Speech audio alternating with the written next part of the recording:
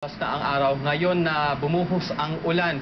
Pero sa kabila nito, handang-handa na ang lahat dito sa puntod ni dati Senator Ninoy Aquino dito sa may Plaza of Dignity. Kung mapapansin mo, napinturahan na itong puntod at lahat ay malinis na at handa na rin ang marker kung saan inaasahang ipapasok o dadalhin ang mga labi ni dating Pangulong Aquino. At dito naman sa may banda harapan ko ay nakalatag na rin ang mga upuan para sa mga bisita na dadagsa mamaya. Pero kanina, marami sa mga nakikiramay sa pamilya ay dumating at hanggang yung nga sa labas ng gate ng Manila Memorial Park, ilan na sa mga nakikiramay ang nasa labas. Pero may ilan na nakapasok kanina at isa nga ay isang negosyante, isang accountant na nagdala ng mga balloons at mamaya daw inaasahan magdadala pa siya ng marami. Ayon sa kanya, gusto daw niyang maalala ang naging tinulong ni dating Pangulo Aquino at mula sa kanyang bahay sa Merville na dito nga siya at nag-donate ng mga balloons para sa Pangulo.